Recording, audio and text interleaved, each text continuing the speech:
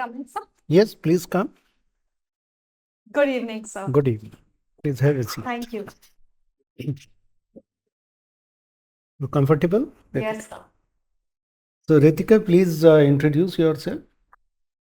My name is RITIKA Chitlangia. I am 23 years old. I was born in Kolkata and brought up in Delhi.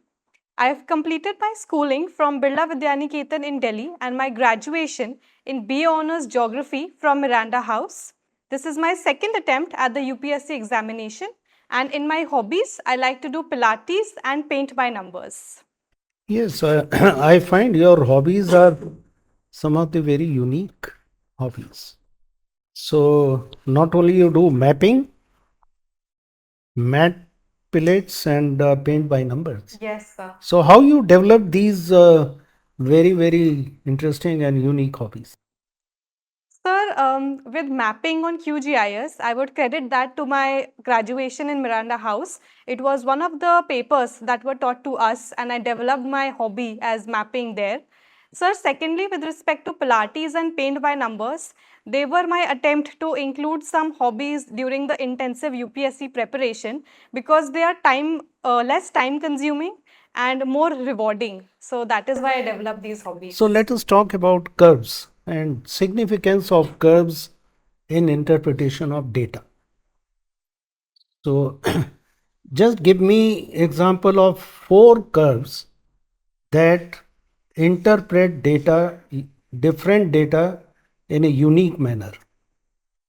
Sir, with respect to economic curves, It can be economic curve, it can be, I leave it to you.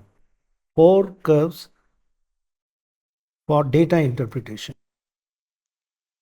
sir, the first curve which I can think of is the Laffer curve, which measures the relation between tax rates and the tax revenue.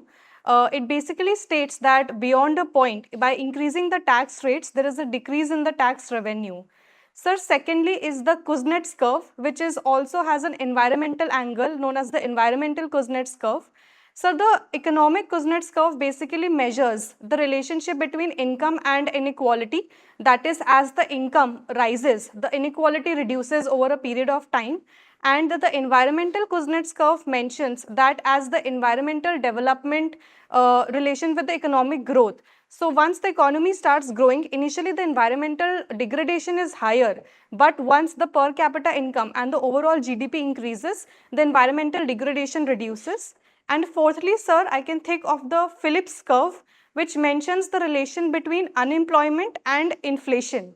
That is, when inflation rises, unemployment starts to reduce. Good. Thank Uh, you. Tell me, Ritika, you did some youth conclave on reviving intangible cultural heritage and a case study on Ram Leela. So, where was the first Ram Leela performed? Sir, I am not exactly sure of where was the first Ramlila So, I performed. can I can tell you it was performed on Tilak Tulsi Ghat on Banaras. There is something called 80 Ghats.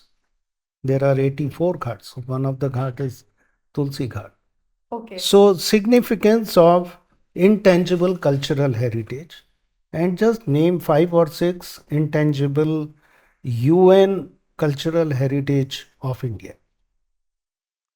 Sir, with respect to the significance of intangible cultural heritages, sir, first is they provide a sense of belonging and an anchor with respect to one's social identity. Secondly, sir, they are an important livelihood generator.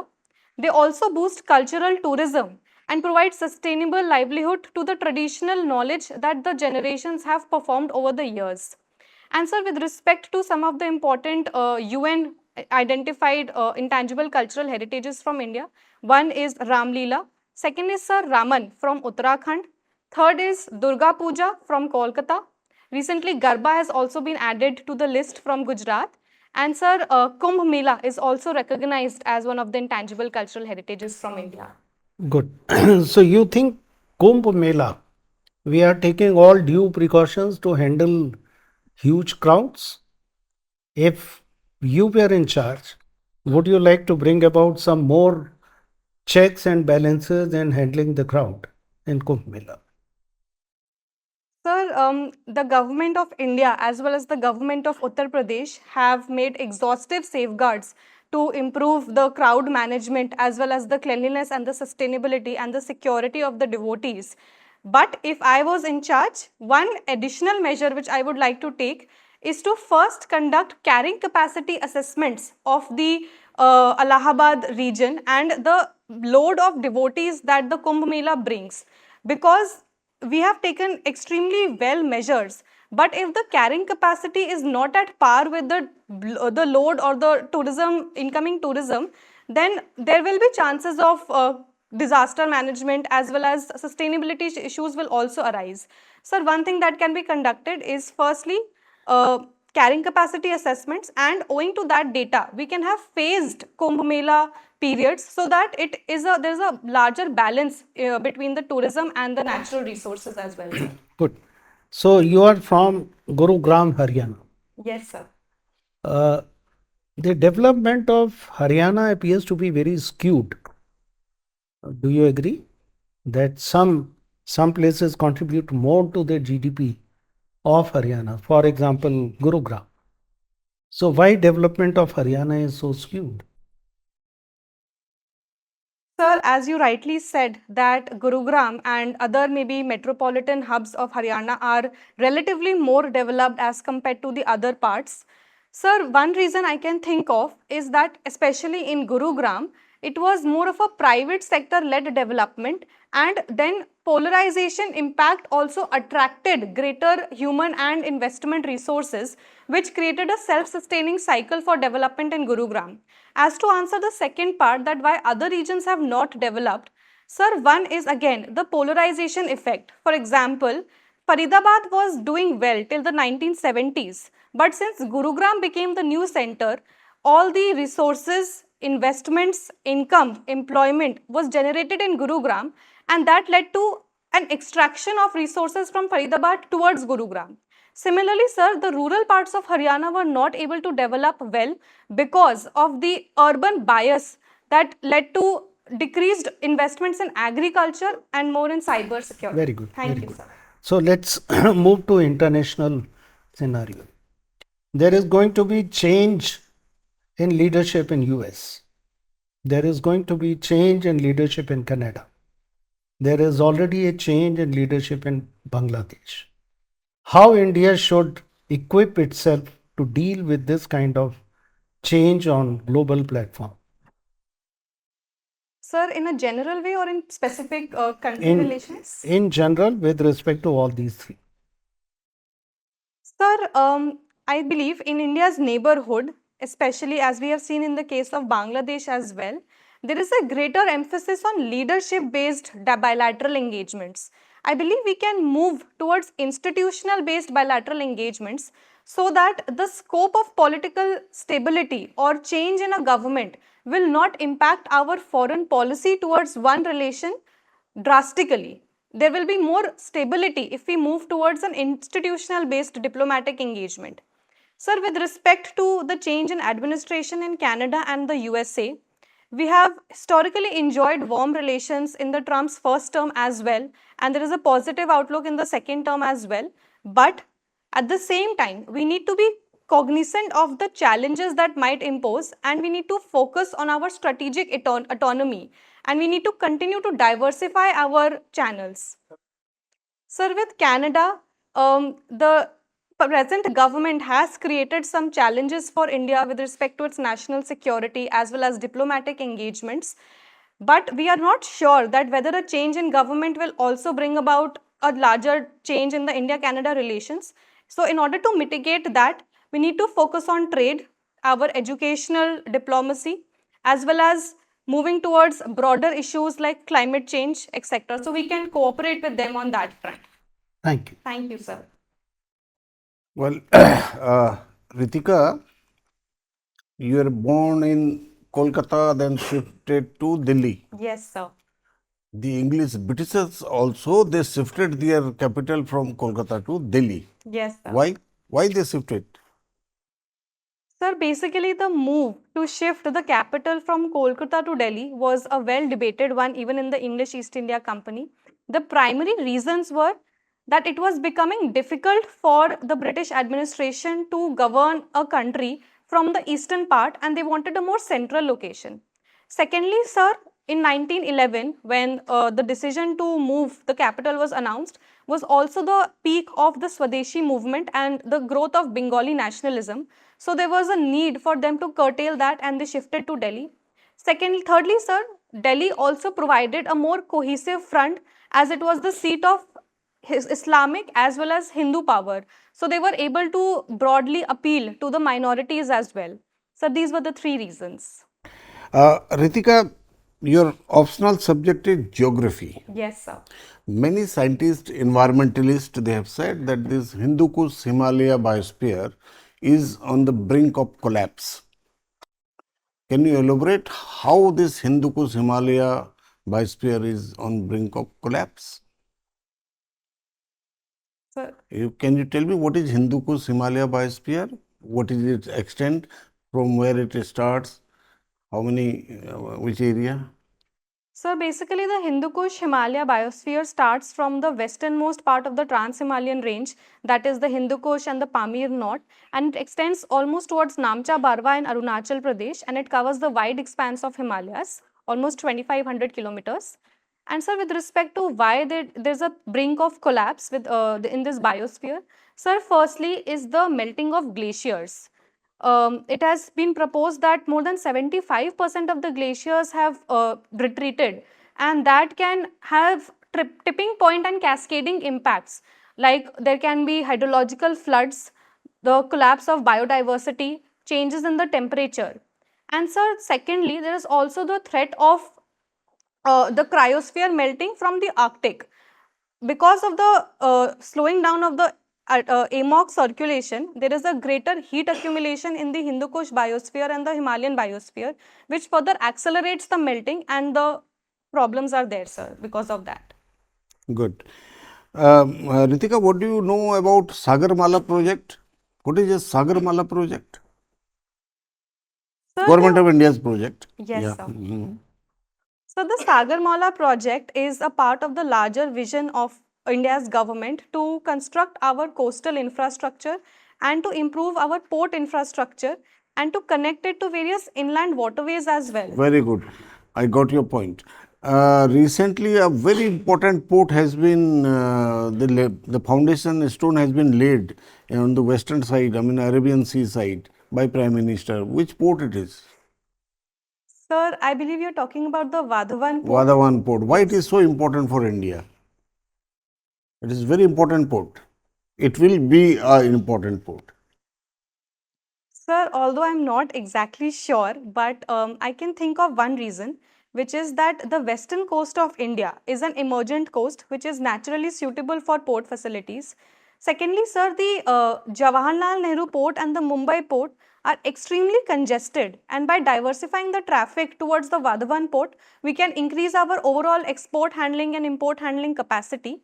And sir, thirdly, with the establishment and the inauguration of the IMEC corridor, the Vadhavan port can be integrated in the larger collaboration of the partnership for infrastructure and investment. Okay, good. My last question is about Haryana.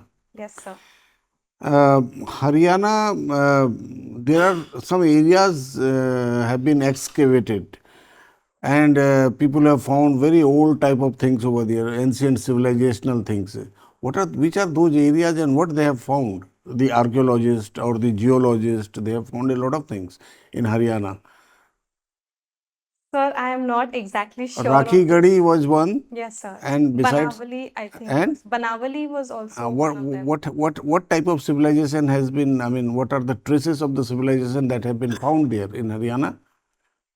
Sir, Haryana was a part of the larger Indus Valley civilization, and the findings have also corroborated with the Harappan findings of seals, pots, as well as the bricks that have been found also corroborate with the larger standardized bricks that we have found in the Indus Valley civilization across the Indus as well as in India, sir. Good, good. Ritika, thank you very much. Thank you so much, sir. So, Ritika, you have optional as geography, Yes, right? sir. So, how geography plays to the advantage of India when it comes to international relations?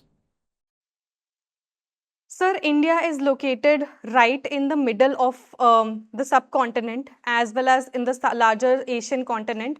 We have one of the largest coastlines of almost 7,000 kilometers, which connects us to both Southeast Asia as well as West Asia and thereby to Europe and America. And that has an impact on our trade as well as geopolitics. Sir, coming on to the northern front, we have the barrier of Himalayas, which provides us the safety and security from our hostile neighbors like China and Pakistan as well. Sir, in the eastern part, we have the Bay of Bengal and the dense forests, which provides us a porous nature of borders with our eastern neighbors like Bangladesh and Myanmar, which has improved and has also certain challenges because of the illegal immigration and the drug trafficking. And that is how I believe that geography can be utilized. So you mentioned about the coastline of India. How much distance did you mention? Sir, it is almost 7,500 kilometers. Okay, there was a news recently about it. Do you know why was it in news? Sir, with respect to the Coastline, yeah. sir, I'm not able to recall. Okay, so you also mentioned about the paint by numbers. Yes, sir. What is it? So, paint by numbers is a kit in which there is a pre-printed canvas along with the number-coded color palette, and you have to fill that color in the the number that is printed on the canvas, and over time you bring to life whatever scenery or object that you have chosen. All right. So does it have therapeutic impact? Sir, on me, yes, it does. My anxiety is better when I am indulging in paint by numbers. It also helps remove stress and calms in general. And sir, it is a great alternative to mindless scrolling on social media as well. All right. And you also come from Gurgaon. You stay in Gurgaon, right? Yes, sir. And Gurgaon, of course, along with whole NCR region, has one of the biggest problems of traffic. Yes, sir. How would you suggest to decongest the city, or how would you suggest that what measures should be taken to take care of this problem? Sir, I will approach this problem on two fronts. One is intra-Gurugram travel and second is inter-Gurugram and Delhi travel. Sir, firstly, within Gurugram, there is a problem of potholes on the road and also poor civic and road infrastructure. So to address that, we can widen the roads wherever possible. There are large fields which are lying destitute and they can be channelized into pathways to improve traffic flow. Secondly, sir, we can also utilize AI and GIS mapping to ensure that the fastest routes are available and the constant updation of the GPS maps as well. Sir, coming on to my second problem, which is of the intercity travel, NH48, which is the major highway, has certain road engineering defects, wherein broader roads are converging into narrower roads and that is not able to handle the flow of traffic. So by making minor adjustments and modifications, roads can be better managed to suit the flow of traffic that comes on the NH48, sir. All right. You also mentioned about Think Big scholarship. What was it? Sir, post my graduation in 2022, my parents wanted me to apply to a foreign institution for higher studies and I got the admit and along with that I received a scholarship which basically was for South Asian students, assessing them on 5 parameters, that is taking risks, being persistent, self-awareness, empathy and perseverance. Yes, sir. All right. All right. Thank you. Thank you, sir. So, Ritika, you are from Haryana Yes. and you were born in West Bengal. So, can you compare Haryana and West Bengal on socioeconomic parameters? No need to give exact data, general comparison. Sir, the first major difference is with respect to the type of natural resources which are found, which impacts the socio as well as the economic aspects. For example, Haryana is more driven towards the agrarian and the Gangetic alluvium soils, whereas even West Bengal offers that, but minerals, the availability of minerals is much higher because of its closeness. Sir, secondly is with respect to the problems of female education as well as the larger social development. Although both states are at a relatively back end with respect to women empowerment, but West Bengal has higher representation of women, especially in the political forums, which is amounting to almost 38%, whereas Haryana has on the back front. And even West Bengal does better in the sex ratio and the child sex ratio as compared to Haryana.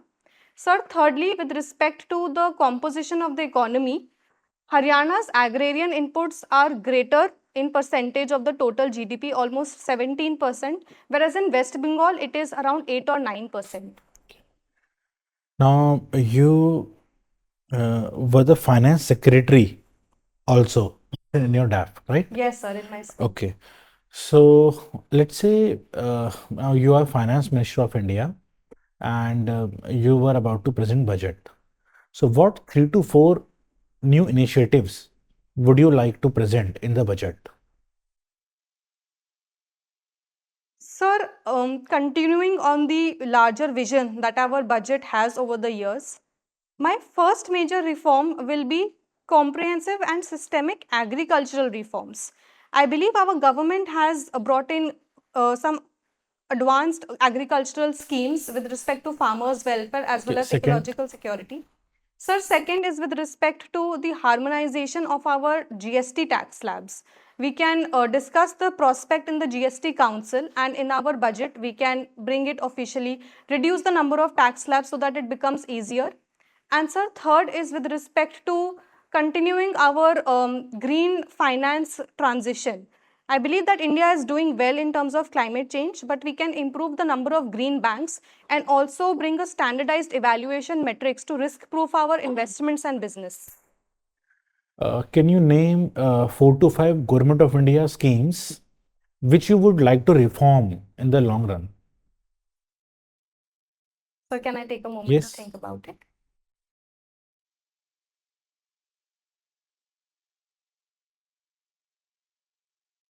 Sir, the first scheme which comes to my mind is that of the National Food Security Act and the PM Garib Kalyan Anna Yojana.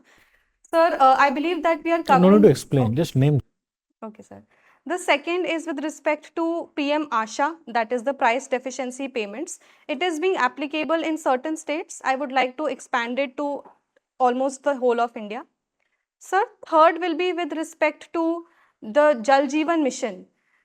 We have done great work in that, but we can improve the decentralization of the Jal Jeevan mission to ensure the sustainability of the project in the long term. Okay, Ritika, now moving to international affairs. We are seeing so many conflicts and wars in so many countries. So, do you think the global value chain system is on decline? Sir, the global value chain system is intricately dependent on globalization and de-protectionism of trade.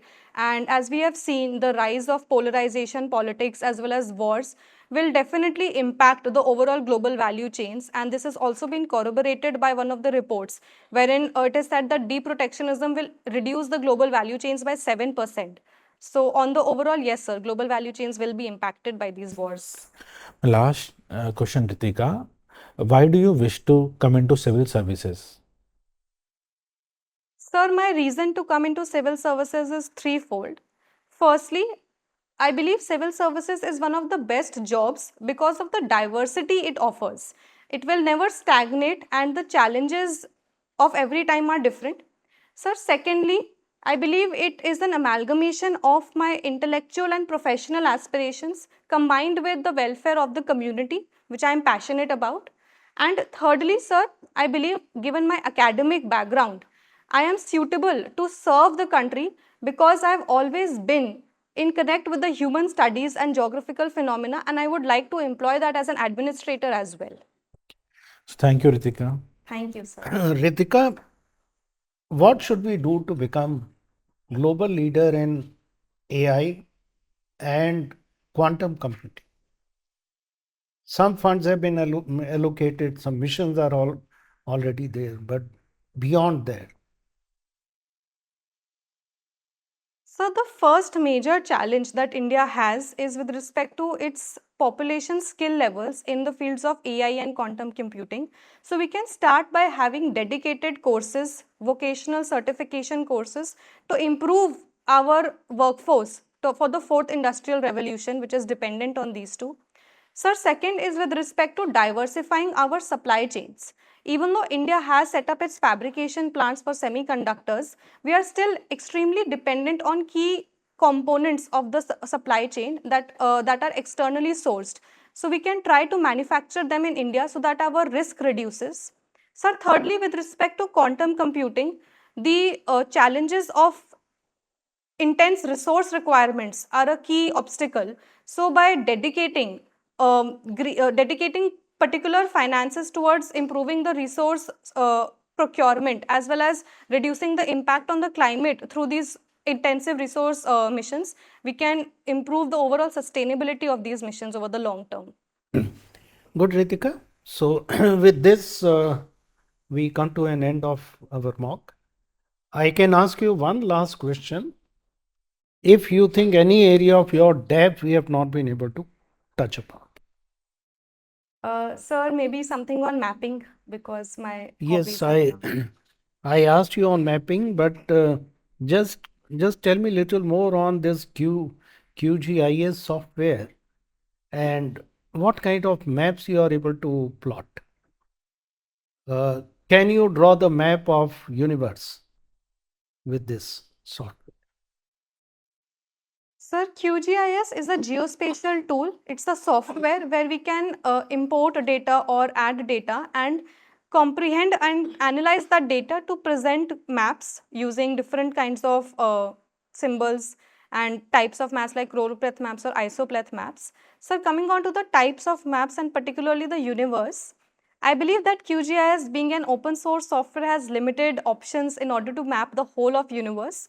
But there is still a great diversity of maps that we can construct owing to its multiple projection systems. We can have thematic maps, physical maps, climatic maps, as well as maps based on raster photogrammetry and aerial sensing interpretations as well, sir. Thank you, Ritika. Thank you, sir. So with this, we close our mock. You can wait outside, we'll call you. Have a seat. Thank you, sir. So, Ritika, what is your own assessment of your performance?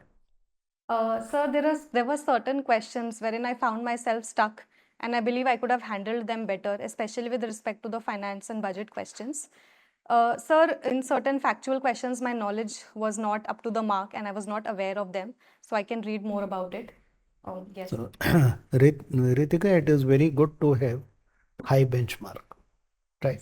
So that is how you can reach higher. Yes.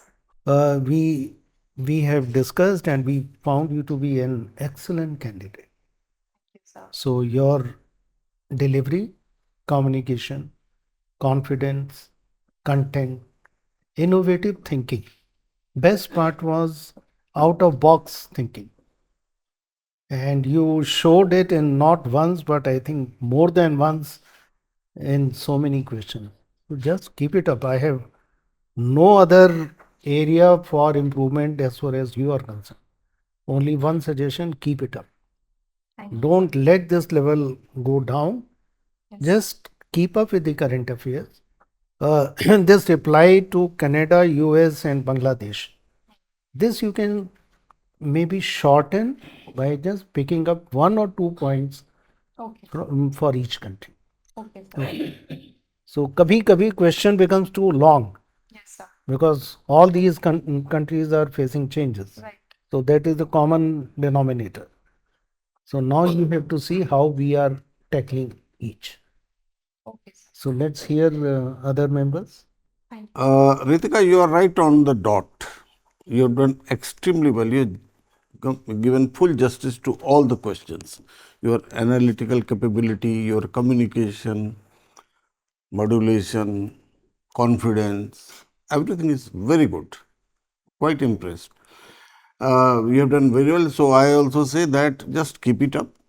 Don't get complacent. Yes, sir. With your go with your current affairs section, this section, your geography, everything, whatever is there. So please do that. And just one small thing, the Vadhavan airport. Yes, sir. India is maybe the starting point for two important corridors. India Middle East, Yes. that one, or India North South transport. corridor. है ना। तो ये दोनों का जो start होगा, माल मसाला यहीं से निकलेगा सब और यहीं आएगा। बात समझ में आ गई। तो जवाहरलाल नेहरू पोर्ट तो पुराना है, तो वो तो ठीक है, लेकिन ये इसलिए होगा कि इतने दो इम्पोर्टेंट फ्रेट कॉरिडोर्स, हाँ, वो यहाँ से स्टार्ट होंगे। समझ गई बात। हाँ, तो इसलिए वो चीज़ को इसमें जोड़ देना, अगर कोई पूछेगा इसके बारे में, तो कोस्टल एरिया में जहाँ भी होगा तो यहाँ पे एक पॉइंट आएगा ये। This is important. Otherwise, you are very excellent candidate. You have done very well. You have got all potential. Okay. So do well, and you will get good marks. All the best. So Ritika has already mentioned, knowledge was great, confidence was great, energy that is required is very nice. It should be there. Keep it up. Uh, One just last point of question that I would suggest here is brush up your current affairs. That coastal distance wala jo part hai, that needs to be taken care of. What exactly were you Now recently there was this report which says that around 11,500, that is the revised length of India's coast. Okay, sir. Right. So it was in news last week only. Okay, sir. Right. So specifically these recent current affairs we need to Right, sir. brush up, है ना? तो उसके लिए you can take care of various, I mean you can refer to various sources. Right, sir. Right. So that is there. Otherwise it was great. Keep it up. Thank you, Right. sir. All the best. So, Ritika, I see your name very high in the list. Thank you. You will score very high in the interview.